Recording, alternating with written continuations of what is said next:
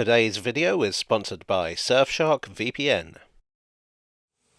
This is the story of the London and North Western Railway's coal tanks, and in particular, the story of a unique survivor. The London and North Western Railway was a big company.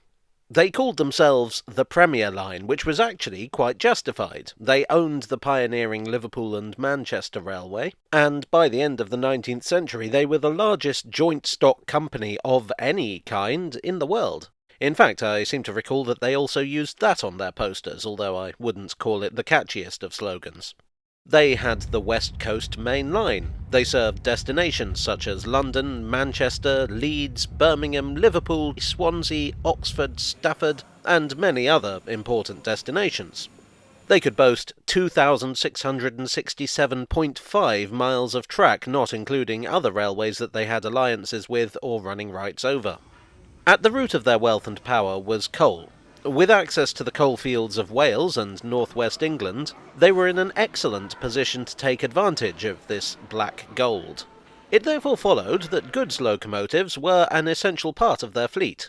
Francis Webb, the chief mechanical engineer, came up with a type of locomotive known as the coal engines.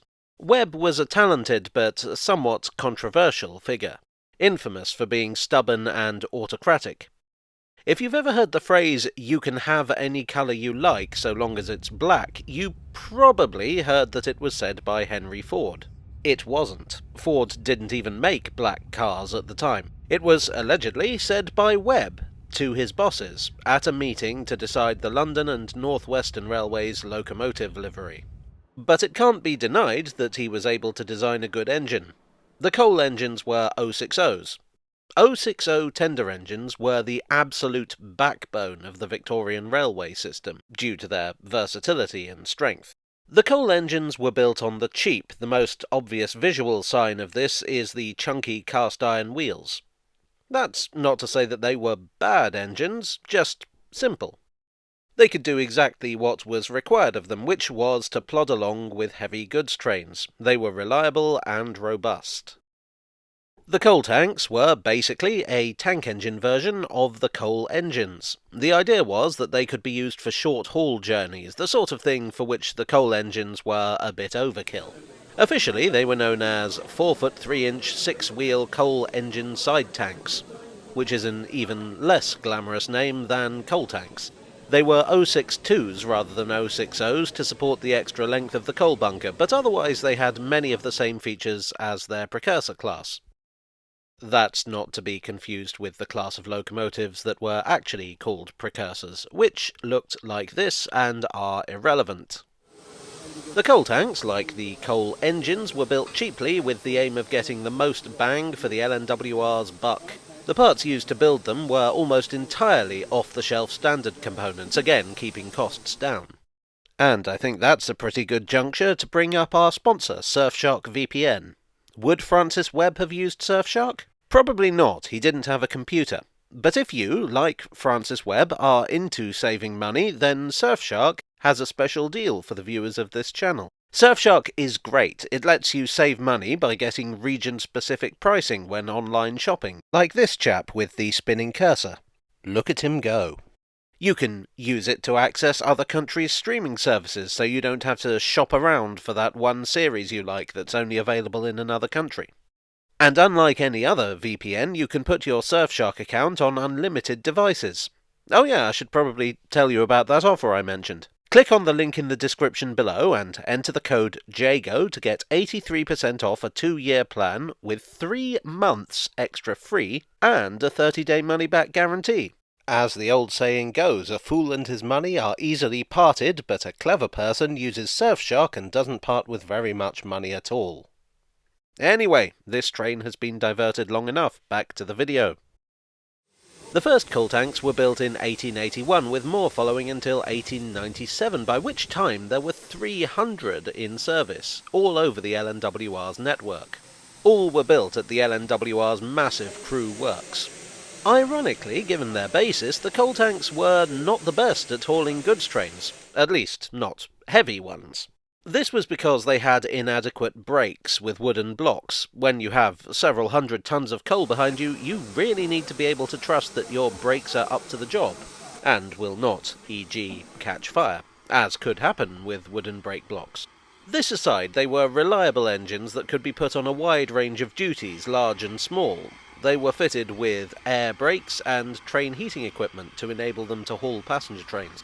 They were very much at home on commuter trains and branch line passenger services. In fact, some would be painted in the LNWR's more elaborate passenger livery. The fact that so many were built over such a long period of time is a demonstration of the regard in which the company held them. For me personally, though, they're a fine demonstration of Victorian design philosophy. Webb was presented with a brief to build a cheap, basic engine to perform unglamorous work, and he came up with a design of remarkable elegance. Overall, they were a great example of a mid-level design that filled a niche. In 1923, the London and North Western Railway was absorbed by the London Midland and Scottish Railway. As part of that, the LMS inherited 291 coal tanks. They allocated the engines the power classification 1F, indicating that they were freight engines of fairly low power. This despite the fact that they were best known for passenger services. Ours not to reason why. Over the years, they were superseded and many would be withdrawn.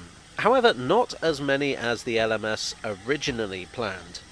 Several of them gained a stay of execution as a result of the Second World War. In 1948, the LMS was itself absorbed by British Railways, when the Railways of Britain were nationalised. At this time, there were still 64 in service. British Railways would quickly withdraw 6 of them, leaving 58, just in case you can't count. By this point, the majority of the coal tanks were allocated to Welsh branch lines. Such Victorian relics were not exactly in keeping with the go-ahead image that BR wanted to portray, so it's no surprise that most of the others were also scrapped over the next few years. By the mid-50s there was only one left, number 58926. This engine had been on the scrap line at Crewe in the 30s until war work necessitated its being put back into service. It was now kept at Abergavenny and used as a snowplough engine. In 1958 it went to Pontypool Road, where it was briefly used as a stationary boiler before being taken out of service for good. Well, not quite. You see, in the 1950s the British Railway Preservation movement took off. These antiques that BR had no interest in keeping were of great interest to enthusiasts. And many of those enthusiasts worked for BR. J.M. Dunn, former shedmaster at Bangor, spotted this lone survivor and began what we'd now call a crowdfunding movement to raise the £500 that BR wanted. He was, of course, successful, and the engine was restored to LNWR condition.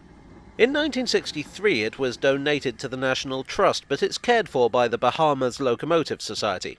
That is the society set up to look after a locomotive named Bahamas. Not a locomotive society in the Bahamas. Now it's based at the Keighley and Worth Valley Railway, although it often visits other lines, such as the East Lancashire Railway, where I got this footage. This engine was built in 1888, and its boiler is an LNWR original, so as you might imagine it requires careful handling. Ironically, for such a basic engine, it's become a celebrity. It took part in the 150th anniversary of the Liverpool and Manchester Railway and even attended its own 125th birthday. At the time of making this, it's had another overhaul to ensure its continued service. The day may well come when this old gent has to retire for good, but it certainly won't go quietly. Well, I hope you enjoyed today's video. If so, please do leave a like, and you may wish to subscribe for more. I would like to thank, as always, my donors on Ko-fi and Patreon. You are the Victorian tank engine to my snowbound branch line. Thanks also to Surfshark for sponsoring this video. Check out the link in the description below to take advantage of their very generous offer. And I'll see you all again very soon. Cheerio.